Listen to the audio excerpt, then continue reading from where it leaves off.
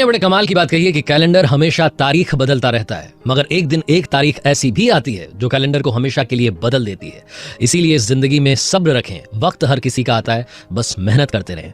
Hi guys, my FM से मैं हूं आरजे कार्तिक। एक छोटी सी कहानी। ये कहानी है गरीब परिवार के लड़के की, जिसकी फैमिली में ज्यादा पैसा नहीं था, जो सामान बेच बेच करके पैसा कमाता था और उस पैसे से अपनी स्कूल की फीस भरता था।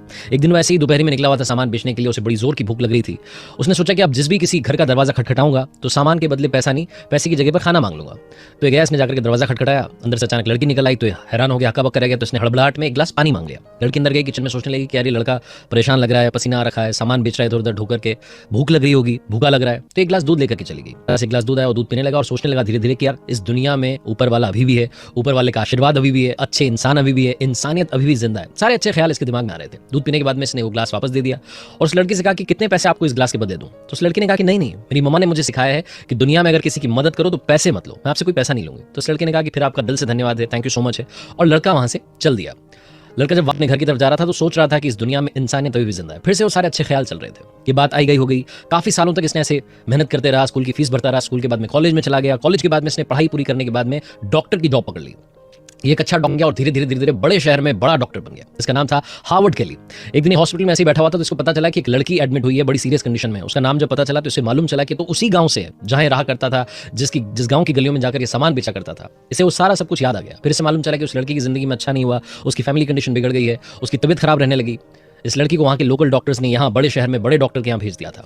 अब इस हार्वर्ड केली डॉक्टर थे, इन्होंने पूरी जी जान लगा दी, बड़े एक्सपर्ट से बात करी, उस लड़की की तबीयत ठीक करने के लिए जी जान से जुट गए और फाइनली उस लड़की का ट्रीटमेंट कर दिया। वो लड़की ठीक हो गई, स्टेबल हो गई।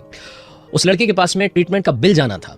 तो बिल जब भेजने वाले थे तो बिल को भेजने से पहले इन्होंने उस बिल के ऊपर एक छोटी सी पर्ची चिपका दी, एक नोट लिख दिया पेन से, और उस पर काफी कुछ लिखने के बाद में उसको एक लिफाफे में डाल करके भेज दिया। वो लिफाफा उस लड़की के पास में पहुंचा। नर्स ने जाकर के कहा कि आपके लिए ट्रीटमेंट का बिल आ गया। अब वो लड़की होश में आ चुकी थी, सोच रही थी कि मैं ठीक तो हो गई हूँ, लेकिन इसका पेमेंट कैसे करूंगी।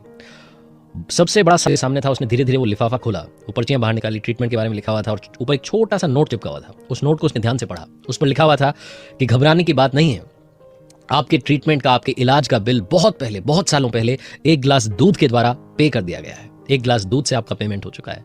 इस लड़की की आंखों में आंसू आ गए। वो डॉक्टर सामने आकर के खड़े हो गए, हार्वर्ड के लिए। उन्होंने बताया कि मैं ही वो डॉक्टर हूं जो उस दिन वहां गलियों में सामान बेच रहा था, आपने मेरी मदद की थी, मुझे भूख लगी थी, आपने गिलास दूध पिलाया था।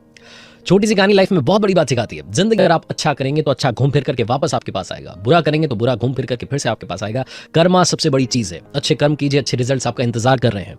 ये तो बताने वाली बात ही नहीं, हर शास्त्र में ही लिखा है। अच्छे काम करते चलें, मेहनत के साथ, हौसले के साथ, अपनों के प्यार के साथ कर दिखाओ कुछ ऐसा कि दुनिया करना चाहे आपके जैसा।